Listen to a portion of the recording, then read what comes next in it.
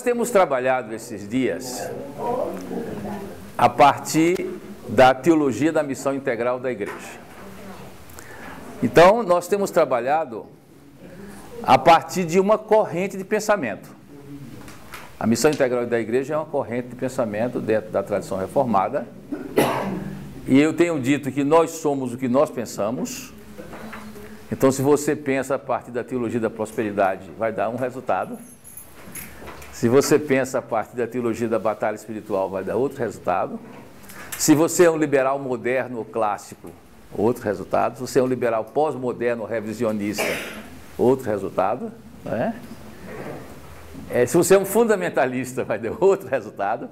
Então, a nossa corrente de pensamento, a missão integral da igreja, se pretende ser uma corrente de fidelidade à totalidade do ensino bíblico e a um somatório das heranças que nós temos a partir da pré-reforma com Wycliffe, depois os pontos convergentes da reforma, que foram grandes, os movimentos que se desdobraram a partir da reforma, como o puritanismo, o pietismo, o avivalismo e o movimento missionário. Então, o que ficou desse somatório histórico é o que nós chamamos a teologia da missão integral da igreja, que em alguns países eles usam outros nomes. A teologia do evangelho integral, em alguns lugares fala teologia do evangelho com compromisso social, em alguns lugares eles usam evangelicalismo radical. É estranho porque no Brasil é o único país do mundo que a palavra radical é negativo. Esse nome de extremismo, porque a palavra radical quer dizer sinônimo de autêntico, que a palavra radice quer dizer raiz. Então, como nós somos um povo superficial, e a raiz é algo extremista, né? Então, é o único lugar do mundo que radical é extremado. Aqui, eu todo canto radical, quando fala radical evangélico, não é que eles estejam jogando bomba, é que ele quer ir a fundo. Né? Essa é a questão semântica. Então, você vai encontrar nem sempre nos autores a mesma nomenclatura, mas a mesma ótica. Essa escola foi popularizada pelo movimento de Lausanne e tem os seus 3 encontros, mas ela foi muito elaborada na América Latina. Lembre-se que a FTL ela é antes de Lausanne. Nós criamos a FTL em dezembro de 70, Lausanne é de 74.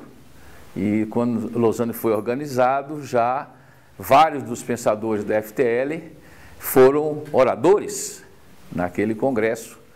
A FTL foi o grande motor, ela teve uma forte influência na América Latina, na ABU, ou nos movimentos correlatos no continente, na visão mundial, especialmente na fase dos encontros da Jornal Transformação, na Vinde, no tempo que ela vinha, né? Depois ela foi, mas então, realmente os congressos da Vinde foram grandes espaços de reflexão da missão integral da igreja, e nós temos conseguido sobreviver diante de todas as ondas de correntes extremadas de um lado ou de outro que não deixam de serem exportadas para o Brasil. E a gente vai segurando as pontas aí. A missão integral da igreja, ela tem uma série de temas filhos. Né? Nós trabalhamos no primeiro dia sobre um dos temas de desdobramento, que é a espiritualidade integral. Né? A missão integral pressupõe a espiritualidade integral. Uma outra área que é decorrente desse trabalho é o tema da igreja como comunidade terapêutica.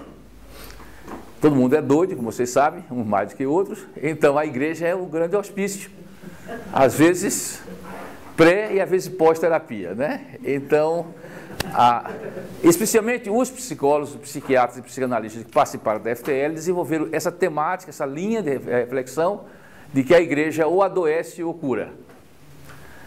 Então você tem, por exemplo, as pesquisas que os evangélicos representam a segunda bancada de pessoas em hospitais psiquiátricos no Brasil. E uma imensa presença nas clínicas psicológicas, superando inclusive os católicos. O primeiro grupo são os afro e depois somos nós. O que é que leva uma igreja a endoidar o povo? Legalismo, repressão sexual. Aí vocês, né, a gente pode fazer um debate, mas por causa disso, e ao contrário, a crença de que a igreja devia ser um espaço de acolhida, de amor, de ministração, de mutualidade, devia ser um espaço de cura.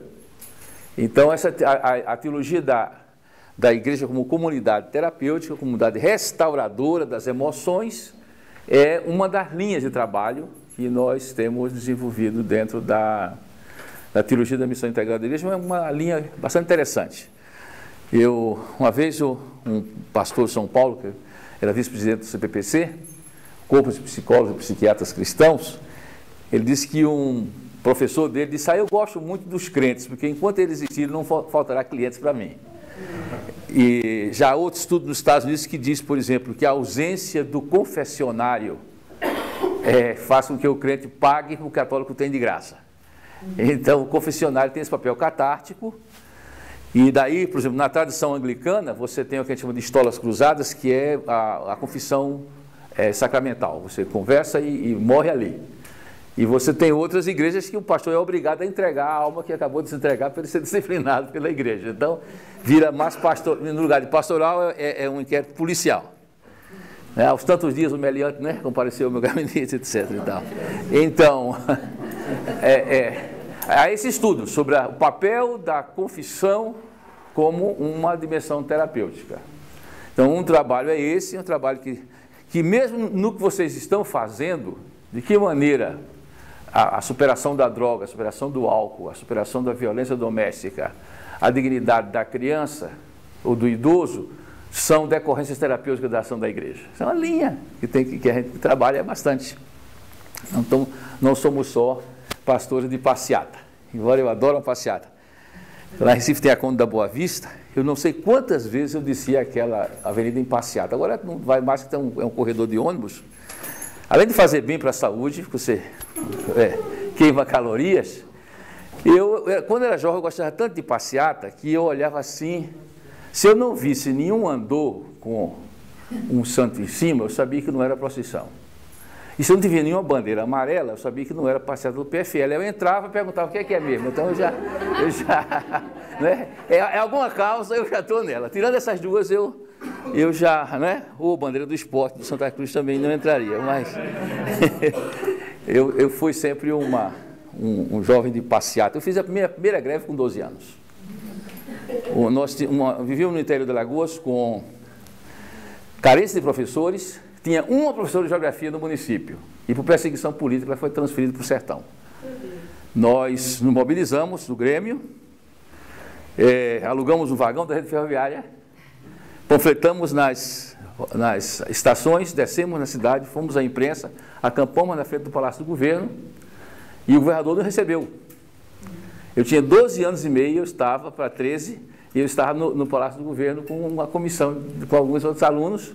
O governador revogou a transferência, nós passamos através do MOS, da rede ferroviária, que era o celular da época, e aí a cidade fechou, tinha 500 pessoas para receber a gente com a professora de volta na rede ferroviária. Foi uma coisa muito emocionante. E como eu era filho de vereador, eu digo que eu aprendi 3 palavras. Primeiro foi papai, mamãe e comício.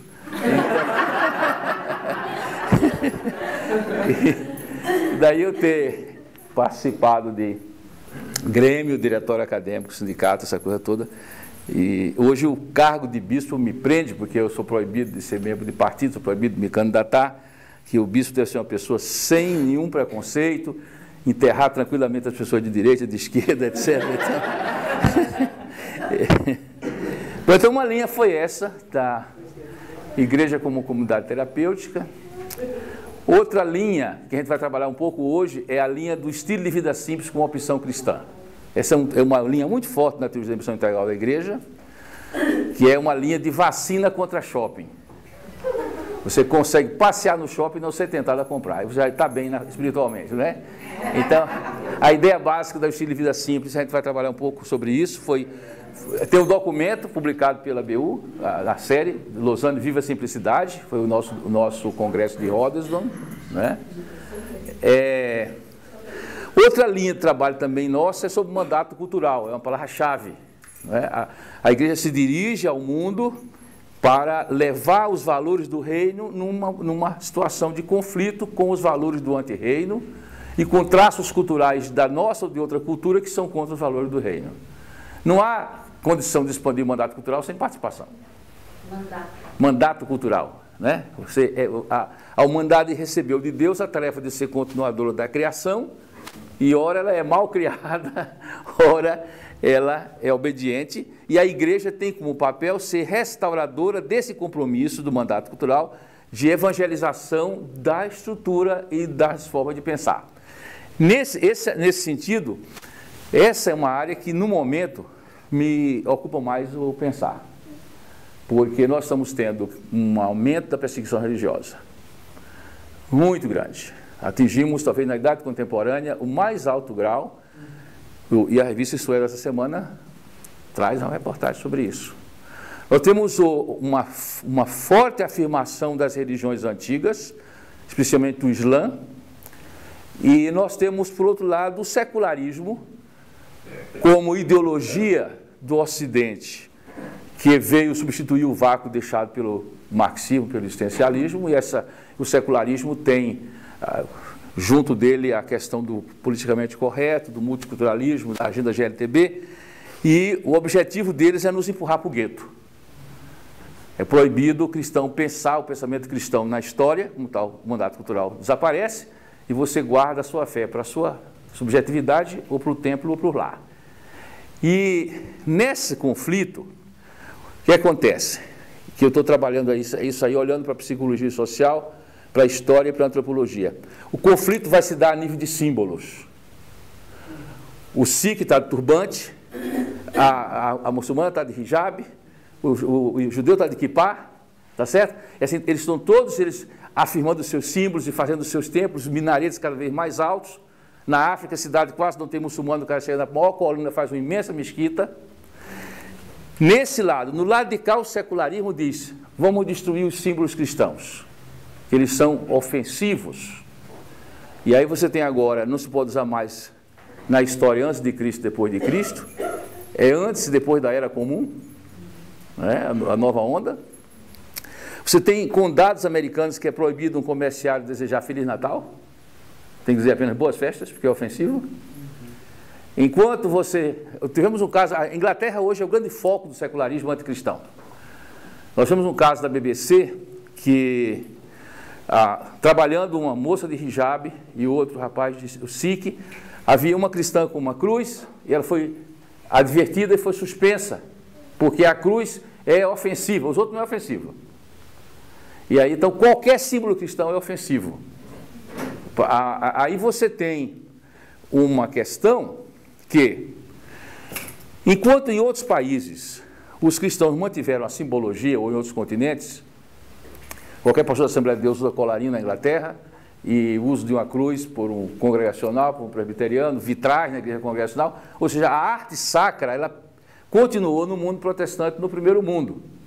Na América Latina, aconteceu as três coisas que tornou o protestantismo iconoclasta. Jogou fora a bacia, bebê, placenta, tudo junto. Que foi? A proibição legal. Era proibido que as igrejas protestantes tivessem símbolos. Isso está no Império. Segundo lugar, a falta de dinheiro, né? E em terceiro lugar, o anticatolicismo romano. O católico faz isso, eu sou o contrário. Então, você cria uma identidade não por afirmação, mas uma identidade por antagonismo. E isso faz até a dificuldade do cristão ter capacidade de fazer uma leitura cristã do folclore. Lá no Nordeste, não existe Nordeste sem São João. E hoje, os estudiosos da globalização dizem que, para você não perder identidade com a globalização, você tem que reforçar a cultura local. Lá os gaúchos fazem isso muito bem. E nós também não fazemos. Aí fica o crente, que é que eu faço com São João e tal, e coisa, né? Como milho, não como, e danço forró, não danço. É dizer, porque nós não trabalhamos essa questão de você não destruir a cultura, nem você aderir criticamente, mas você salgar e iluminar a cultura. E eu estava uma vez num congresso no Estado Batista, e o jovem disse: meu pastor, ele era garçom, em Sergipe, me proibiu que eu comesse canjica, que é o que aqui chamam curau, ou em outros lugares chamam canjiquinha, que a canjica para o Nordeste é duro, né? O milho. É a comida de São João, junto com a pamonha. Porque isso é carne sacrificada aos ídolos. Meu Deus, onde é que milho é carne? Só na cabeça de Batista, né? Milho é carne. E onde é que São João é ídolo? Então, um dia eu estava agora no congresso de missões e um pastor presbiteriano de São Paulo, que morou no Nordeste, eu não sei como é que vocês conseguem fazer festa de São João nas igrejas. Não, mas a gente faz há muitos anos. Presbiteriano, batista, todo mundo está lá assando milho, esse negócio, porque é a nossa cultura. Então você tem um problema agora nesse conflito que vai ser um conflito de símbolos.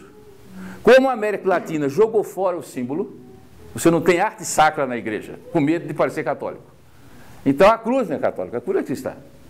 O alfa e o ômega, o peixe, tudo isso aí não tem nada a ver com a... Nós damos à igreja católica de mão beijada a propriedade da arte. E somos feios por convicção. Né? Igreja com cara de supermercado. Né? E então a igreja reduziu-se ao cântico e ao discurso. E nós sabemos que a plástica, a dimensão plástica é uma forma de adoração. Um mudo ou uma criança adora melhor pela figura do que pelo discurso. O discurso você dorme. Não é? Então você tem o símbolo como forma de adoração e você tem o símbolo como forma de comunicação. E nós vamos travar uma batalha com o Islã e com o secularismo afirmando os símbolos cristãos. Na hora que a América Latina diz, é bom, não vamos fazer símbolos, os evangélicos da América Latina estão sendo aliados inocentes úteis do secularismo, vão facilitar o trabalho do secularismo. Além de que o símbolo é uma forma de evangelismo e de comunicação. Quando eu era professor universitário, fui professor universitário há 32 anos, quando eu era leigo, eu usava sempre na minha lapela o broche da IFES, que é a ABU Mundial, que é uma cruz, e as armas de Éfeso, né? Ali. E isso aí fazia com que as pessoas puxassem conversa. Né? Primeiro eles me identificavam como cristão, eu passei 32 anos evangelizando e aconselhando só com o brochinho do IFES. Depois passei a usar uma cruz, quando fui ordenado. Hoje eu estava com um bispo agora, Julian Dobbs, dizendo, nessa batalha nós temos que simular todos os cristãos a usar um símbolo, seja cruz, seja peixe, alfa, ômega, para que isso se choque com a cultura dos islâmicos ou dos secularistas, e que os pastores usem os seus símbolos para se identificar. O fato de que nós, na igreja anglicana, usamos símbolos, essa camisa aqui, só curiosidade, é uma camisa de bispo protestante, só quem usa essa camisa são metodistas, luteranos e anglicanos. Quando você vê alguém com essa camisa, é um bispo de uma dessas três igrejas. O bispo católico não usa essa camisa. Então, eu digo, quem foge da cruz de Cristo é Satanás. Então, nós afirmamos a cruz de Cristo. E eu vou contar assim, eu vou fazer até um livro sobre como eu pude evangelizar só com símbolo. Eu já fiz casamento em avião, eu já abençoei noivos em shopping, eu já ajudei um avião a não cair porque o piloto tinha entrado em fossa porque a mulher deixou e a aeromoça veio me chamar para fazer uma pastoral para a gente chegar até o fim da viagem. Como é que ela tinha se identificado se eu estivesse de bermuda no avião? Eu tive uma experiência muito fantástica quando eu fui à Venezuela, a convite do Parlamento Latino-Americano, a Comissão de Ação Social. Inclusive, nessa ocasião, eu tive com o presidente Chaves, no Palácio Miraflores. De tarde, eu ia lá para o stand a barraquinha de exposição das várias ONGs, assim como eu estou aqui. Orava, Senhor, manda as pessoas. Durante 5 dias, eu evangelizei, eu intercedi por pessoas, dei 5 entrevistas de televisão e 1 de rádio, porque as pessoas me identificaram. Você chegava no ambiente e tinha uns caras vestidos de garçom distribuindo sorvete, coisa assim. Aí tinha os policiais com a sua farda, tinha os bombeiros com a sua farda, os garis varrendo com a sua farda, e você tinha as guias turísticas com a sua farda, e tinha um ambulatório com médicos e paramédicos com o seu jaleco. Eu não vi ninguém pedindo sorvete aos garis, nem aferir pressão com o bombeiro, porque as pessoas sabiam exatamente o que é que cada um desempenha no seu papel. E ninguém pediu oração, por exemplo, ao garçom. Porque a clareza dos papéis vem através do que eu chamo de roupa simbólica. Papel da fala da roupa simbólica. E isso é algo que em alguns países do mundo ninguém discute, porque todo mundo usa, não é? Mas a América Latina, a minha preocupação, aí não é questão de anglicano, é questão mais de cientista social, na igreja eu estou profundamente preocupado com a fragilidade da cristandade protestante da América Latina de enfrentar um momento do mandato cultural que vai requerer símbolos quando ela é contra, ela é aliada dos seus adversários. Então, pense a esse respeito. Se quiser uma cruz, eu lhe dou de presente. Esse negócio, eu estava falando sobre os negócios do Nordeste. Eu estava uma vez num congresso de jovens batistas lá em Montes Claros, e um jovem levantou-se e agrediu tanto a Igreja Católica: eu não faço nada que um padre faça. Tudo que a Igreja Católica fizer, eu faço o contrário. Essa é que eu chamo de identidade por antagonismo. E eu fui ficando chateado com aquele radicalismo, e um dia eu perguntei a ele assim, pleno debate: o irmão usa cueca? Claro que eu uso, não devia porque padre usa. Quer dizer, se você for, na verdade, você vai radicalizando. E eu não abro mão do meu São João. Você chega na minha casa, está uma fogueira grande na frente, né?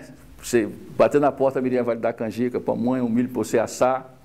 E Eduardo, quando era pequeno, eu comprava um kit de fogos para ele soltar. Um dia uma família da Assembleia de Deus estava na frente e o mais velho procurou Eduardo e disse: como é que vocês estão crentes e vocês estão fazendo uma coisa do diabo? Leve, né? Aí eu já tinha instruído meu filho como um bom anglicano, e ele veio assim meio piongo, com os foguinhos debaixo do braço. O paiinho, o menino da frente, disse que a gente está comemorando o diabo. Eu digo: o que foi que eu lhe ensinei, Eduardo? Está lembrado? Tô. Voltou. Aí disse para o rapaz: São João não é do diabo. Nós estamos comemorando o aniversário do priminho de Jesus. Pá, pá, pá. É uma releitura, não é? Então nós não fazemos idolatria, nós fazemos uma festa de aniversário do priminho de Jesus. Quem gostar do primo de Jesus, apareça lá dia 24. Você vê como essa questão da missão integral mexe com várias variáveis. Então hoje nós estamos pensando mais na questão do estilo de vida simples, por causa da questão do líder. Até porque nesse momento o que tem de líder pavão não está no gibi, não é? A liderança evangélica da América Latina vive uma crise, exatamente o oposto do que prescreve o capítulo do livro, né? Lideranças centralizadas, né? Você não pode colocar um aviso sem que tenha um carimbo, né? Centralizadas, lideranças autoritárias, diria que até lideranças despóticas, criação de dinastias em que se passa o poder de pai para filho, para genro, para filha, dentro das igrejas, e usufruto de benesses. O que é que eu posso fazer sem meu helicóptero, não é verdade? Ou sem meu jatinho, não é? Uma igreja que o presidente não tem jatinho é uma igreja de segunda categoria, não é? Eu doido por um teco-teco, mas não tenho nada disso aí, né? Então você tem essa questão do modelo autoritário, e você tem a questão da legitimação do usufruto dos benesses do poder. O líder evangélico se torna cada vez menos um líder servo. Cada vez menos. Eu uma vez peguei uma carona, eu estava numa reunião da CEPAL, lá na Chácara Flora, alguns conhecem o local lá em São Paulo, Espaço Metodista, né?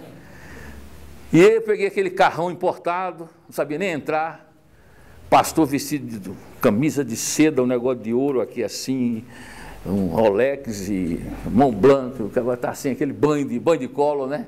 E ele disse: eu prego a prosperidade e vivo a prosperidade. Não precisa nem dizer, né?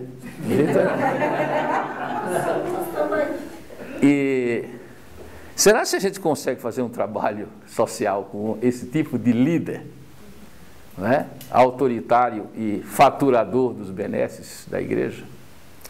Então, tivemos até um episódio que eu gostaria de compartilhar com você, que foi a questão de Lausanne 3. Quando nós fomos a Lausanne 1, as delegações da América Latina em geral eram formadas por presidente de denominações, secretário executivo de juntas, de missões, de juntas administrativas, mas não tinha a fina flor do protestantismo. Quando nós fomos no avião só de líder, o pessoal assim: puxa vida, que tristeza para a igreja no Brasil se esse avião caísse. Aí disseram, não, haveria uma purificação. Então, quando foi agora em Lausanne, que desses líderes? Só tinha esse pessoal da terceira, da série C e série D, do campeonato evangélico. Aí, eu conversando com algumas pessoas do América Latina, disse, não, foram convidados, né, os mesmos cargos, mas hoje nenhum presidente de denominação na América Latina quer sentar anônimo, terminava cada palestra, tinha uma rodinha, bastante plural, e o pessoal tirou o holofote, eles, né, são movidos ao holofote. Então, em primeiro lugar, diz, metade dos líderes não responderam a carta convite. E a outra metade disse não. Então tivemos raríssimos presidentes da denominação da América Latina dessa vez, porque o líder é um caudilho. Você teve um casamento de duas tragédias culturais. O caudilismo da América Latina com o superstar americano. Juntou os dois e deu uma desgraça. Que é isso aí que está aí. Né? Então, o líder evangélico é o casamento do caudilismo da América Latina com o superstar americano. E ele não vai a não ser para o palco. Como é que esse líder passa exemplo para os seus liderados que vão dirigir as comunidades e as igrejas para ter uma vida encarnacional? A maioria, hoje, obviamente, isso foi uma grande diferença que aconteceu, por exemplo, na Teologia da Libertação, nossa concorrente, com os protestantes e os católicos. Os católicos iam morar na comunidade. Os protestantes aterrizavam lá, celebravam e se mandavam. Havia grandes pensadores da libertação no Brasil, esquerda teológica e política, que conhecia pobre pela televisão. Nunca tinha pisado numa favela, né? Então você não tem essa dimensão encarnacional que pressupõe uma teologia marcada pela simplicidade. E foi quando nós realizamos esse encontro de Rotterdam, afirmando que nós somos uma sociedade consumista, né? Bastante consumista, vivemos o materialismo prático, vivemos o hedonismo. Eu sempre digo que o melhor exercício de masoquismo é você ir liso para o shopping sábado à tarde, fica só olhando, não pode comprar, né? Fica pior, psicólogo depois.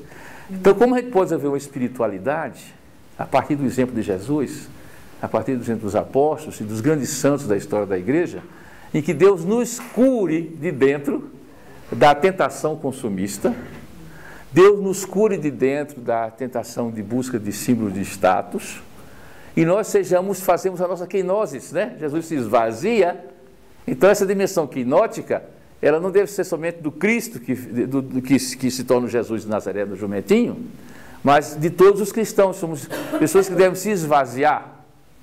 Eu tive que me esvaziar dos meus sobrenomes, esvaziar dos meus parentes, né? Esvaziar das propriedades da minha família, de pressão de status da minha família. Eu tive que me esvaziar disso para que eu pudesse ser um com o outro. E então nós trabalhamos que isso é uma cura espiritual e é algo que vai nos tornar alter-cristos, outros cristos, e nos vai dar uma qualidade de uma liderança de serviço e não a liderança de privilégio ou a liderança de imposição. E eu tenho como prática simbólica, todos os presentes que me dão de roupa, eu pego uma tesoura e corto a grife. E jogo fora. Então, ninguém sabe se a minha roupa foi comprada em Santa Cruz de Capibaribe, com material reciclado de hospitais americanos, ou se ela veio diretamente do Champs-Élysées, em Paris, né? Eu recebo ambas, pode me dar, agora eu tiro a etiqueta, como forma de disciplina espiritual. Claro que na BU a gente foi uma grande escola, porque eu saía e não sabia se eu ia me colocar num hotel de 4 estrelas ou eu ia me colocar num colchonete ou num saco de dormir, não é? Onde eu ia dormir, o que é que eu ia comer? Se eu viajasse de Fortaleza para São Luís, o único lugar que parava para comer era em Caxias, era um cuscuz seco com café preto. Tranquilo? 5 stars. Já cheguei a dormir numa rede, numa cozinha. Porque eu cheguei em São Luís do Maranhão, São Luís tinha um prédio. Veja que faz tempo isso, né? Eu cheguei de madrugada na casa do cunhado, aquele que converteu-se de madrugada, dormindo, e eu disse, eu sou o hóspede do doutor Djalma. O porteiro disse sim, sim senhor, mas só sobe com a autorização dele, claro, óbvio, então pode consultá-lo, mas ele não autorizou consultar. Isso às 2 horas da manhã. E aí então eu estava com o primo da Cileda, do Valdir, e nós fomos para a casa do pai de Cileda, como todo bom nordestino tem uma dúzia de rede de estepe, e aí o último armador que restava na cozinha. E aí passou-se o armador por cima de fogão, tudo isso, e eu dormi. Quer dizer, você depois de 10 anos num programa desse, pasteurizado, não é? Você ou sobrevive ou você, não é? Muda de time.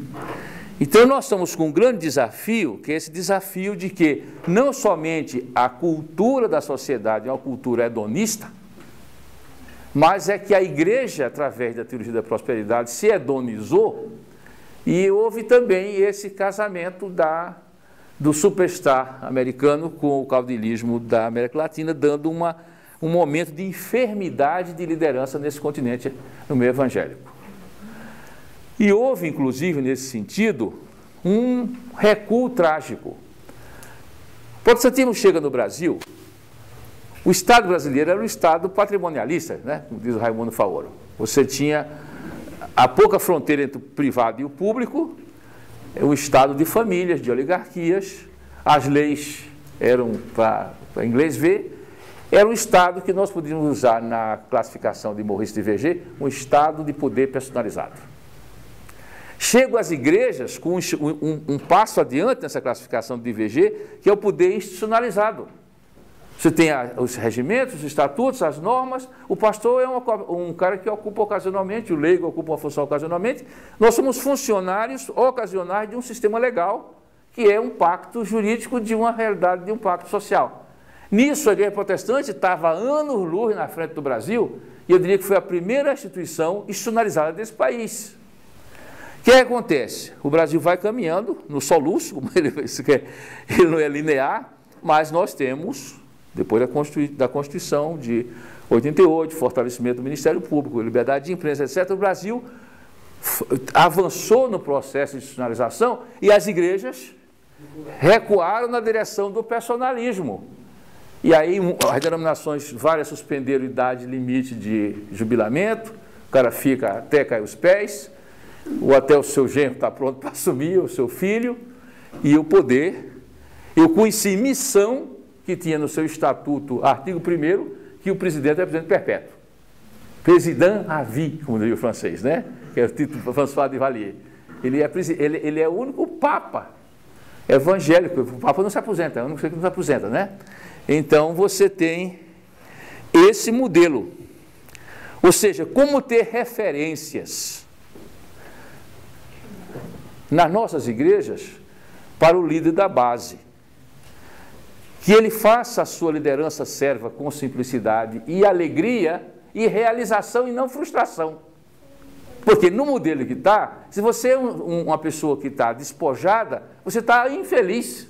Eu sou um desgraçado que não tem meu helicóptero ainda, eu sou um desgraçado que não tenho ainda meu jatinho, não é? Eu sou um desgraçado que não tenho meu carro importado. Então você, se o padrão, o paradigma é essa coisa belíssima de encantamento, e eu não tenho, eu sou um frustrado. Não, nós temos que ter uma liderança serva que veja isso como o exemplo de Jesus, o exemplo dos santos, e que se realize com esse sua quinoses, se alegre com o seu despojamento, se alegre com a sua simplicidade, se alegre com o seu serviço. Isso não quer dizer que você tenha que, literalmente, se você for uma pessoa de classe média ou média alta, você não tem que torrar tudo e dar aos pobres. Mas o que você tem é colocar aquilo como, em primeiro lugar, não colocar o coração ali. Segundo, ter uma consciência de que você é apenas um mordomo. Terceiro, você colocar aquilo ali a serviço da causa. Eu tenho uma casa grande, não é uma casa luxuosa, uma casa grande, que seria, à primeira vista, algo que contraria o que eu estou afirmando. Mas nós construímos a casa grande para ter hóspede. Nós construímos a casa grande para ter sala para reunião. Então, aquela casa grande é, na verdade, por eu ter tido na época a condição financeira de fazê-lo, ter um espaço a serviço da igreja. Então, o que nós tivemos, alguém compra um carro maior para dar carona, o que é diferente de uma grande igreja evangélica do Brasil, que quando foi dado de presente o carro ao seu pastor, ele disse: eu só aceito ficar na ata que eu não dou carona. Sério? Um dos grandes líderes desse país. Ninguém fique triste se eu passar no ponto do ônibus sozinho, tiver a irmãzinha velhinha ali, eu não vou dar carona. Esse carro só é para mim e para minha família. Fica certo assim, irmãos, senão não aceito. Fica, lava em ata. Eu posso multiplicar esses exemplos concretos, né? Então, nós vemos em Jesus o servo, né? Ele nos chama a sermos servos dos servos de Deus. Cristão é um doulos, a palavra grega, é aquele que serve. O serviço é uma expressão de amor concreto. As obras evidenciam a nossa fé. E nós devemos pedir ao Espírito Santo que faça marcar a nossa atitude por empatia, por solidariedade, por alteridade. Nós cremos que a verdadeira religião é amparar o órfão, a viúva, o estrangeiro, os enfermos, os encarcerados, os deficientes e os pobres.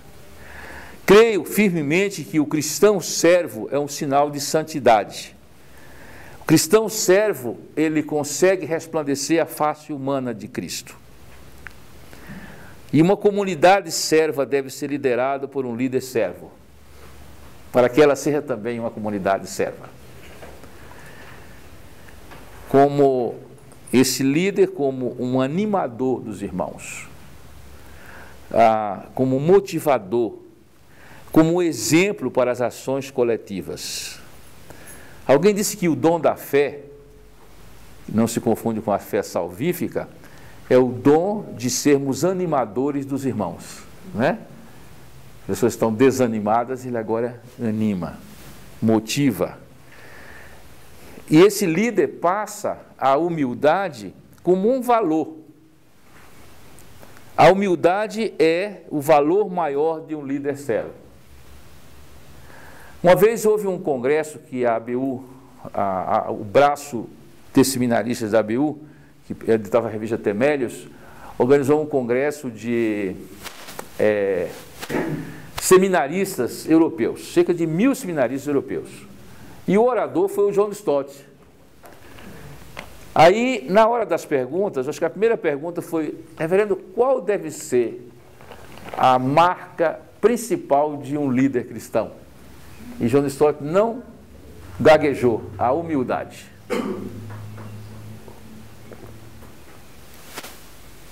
Daí eu sempre digo que me orgulho de ser humilde.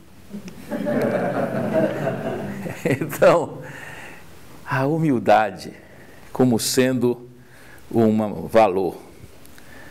Então, há um contraste entre esse ideal bíblico, esse ideal da história da igreja, esse ideal da necessidade do povo de Deus com o que eu falei, modelos inadequados de lideranças cristãs, de estrelas centralizadoras. Se eu tivesse alguns psicólogos me ajudando, eles iriam olhar para alguns desses líderes e dizer que eles são narcisistas, que eles são megalômanos, não é verdade?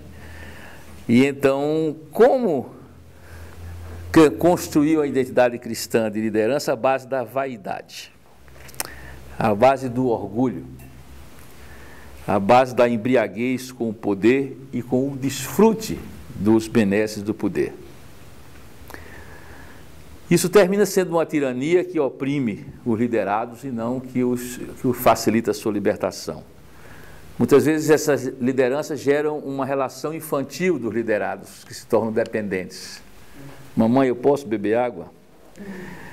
Há temor do líder nesse autoritarismo, nessa centralização, nesse poder personalizado. Nós evangélicos cremos no sacerdócio universal de todos os crentes. E ao mesmo tempo cremos no sacerdócio especial daqueles que são chamados a serem ministros da palavra e do sacramento.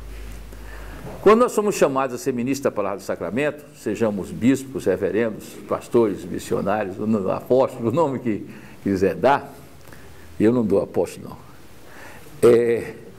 Então, esses nomes dos ministros da palavra do sacramento devem significar que essas pessoas têm maior responsabilidade e não maior privilégio. E o fato de que eu sou ordenado a um sacerdócio especial não me retira do status de ser, antes de tudo, membro do sacerdócio universal de todos os crentes. É dentro do sacerdócio universal de todos os crentes. Esse sacerdócio significa que eu posso levar Deus a qualquer pessoa e posso levar qualquer pessoa a Deus. O véu do tempo se rasgou. Há chamados e enviados especiais do ministério sagrado. Há uma diferença entre autoridade e autoritarismo.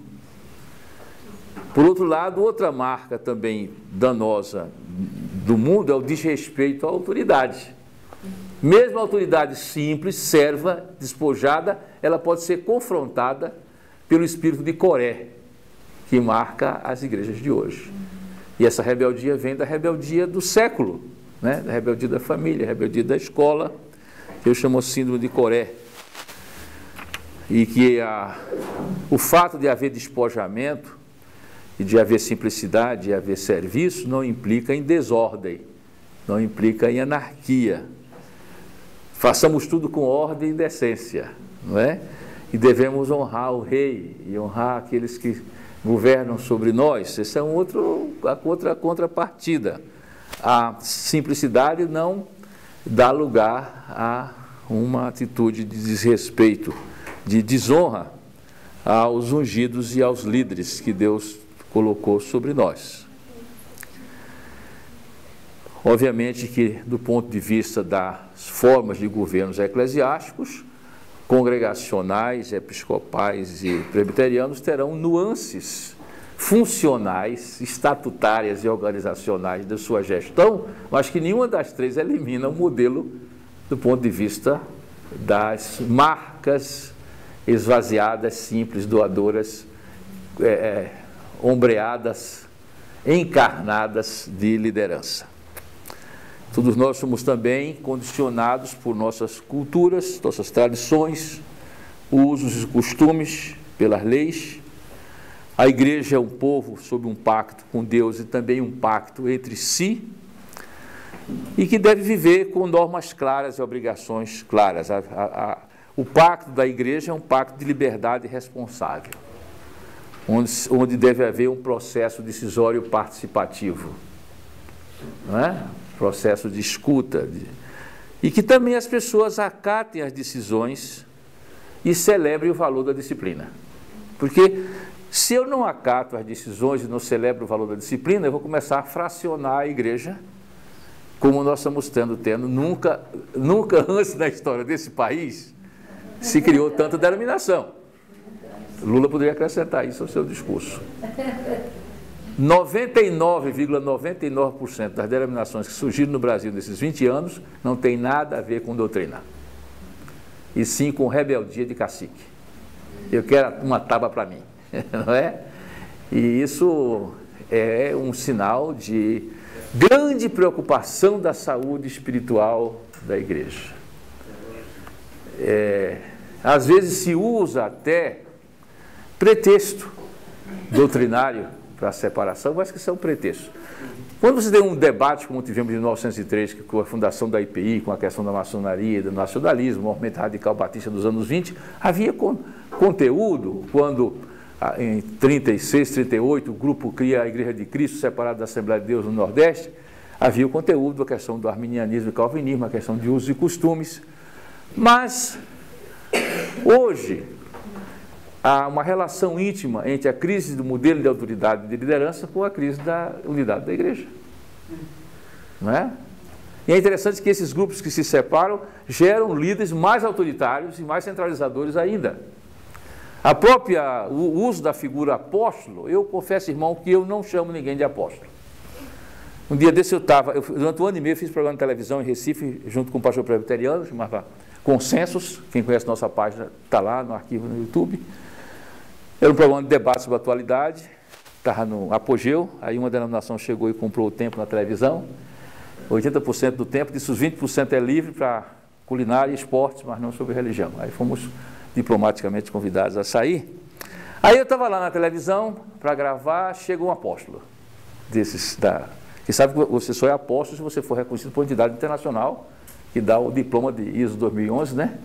Então, quem não tiver aquele diploma de apóstolo, tem apóstolo de carteirinha, tem a entidade credenciadora de apóstolo. O negócio é organizado. E durante vários anos, com aquele novo nome ficou até pior do que antes, ela voltou para o nome anterior, e eu e uma tia minha seguramos o nome velho, né? E é também uma coisa, apóstolo para mim é um sacrilégio. Então eu chamava, irmão, como vai, irmão? Como vai, irmão? Eu fiquei chamando ele de irmão o tempo todinho e fui disfarçando com o irmão, mas apóstolo não chamei, porque eu acho que eu estou fazendo um ato que fere a minha consciência de cristão. E aí você tem essas divisões, como eu falei a vocês, por um modelo inadequado, completamente inadequado de liderança. E aí você vai justificar, não, porque aquela igreja batiza com água fria e eu li a Bíblia, a água é morna, então vamos rachar para criar água morna. Ou, o pessoal está fazendo ceia com pão francês, isso é inadequado, já levamos à Assembleia, o importante é pão doce, aí vai criar pão doce. E é uma coisa meio ridícula assim, né? E na realidade você tem caciquismo mesmo. A igreja, no fundo, ela não deve ser um espaço de busca de realização de projetos pessoais. E muita gente que não consegue vencer no mundo, tem uma carreira, aí faz sua carreira na igreja. A grande vantagem de nós que somos chamados bivocacionados, eu não gosto muito desse não, eu sou vocacionado só. Eu posso ser biativo, né? Bifuncional, mas bivocacional, minha vocação é ser servo do Senhor. Então a gente que faz tenda e tem uma carreira lá fora, a gente já teve tanto cargo e essas coisas que não precisa dos cargos da igreja, né? Estamos cheios de cargo. E então a vantagem do profissional cristão é essa. E às vezes o pastor, coitado, nunca teve um cargo. Entre no rótulo, meu filho, aí chega secretário, presidente, né? Associação de moradores, né? Vai ser síndico do prédio, alguma coisa que você, o seu ego você vai buscar na igreja. Como você não tem nenhuma atividade fora, esse é o grande risco da falta de encarnação lá fora, né? Porque por é que eu começo? Não, começo porque está mais perto. O que é mais perto para você servir? No condomínio de prédio? No ciclo de pai e mestre dos seus filhos, né? No grêmio do seu colégio, no diretório da sua faculdade, do sindicato da sua categoria profissional?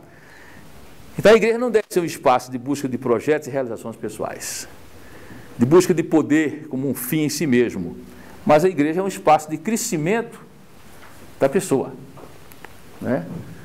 E aí nós temos o quê? Um paradigma, quem é? Jesus Cristo, como uma pessoa perfeita.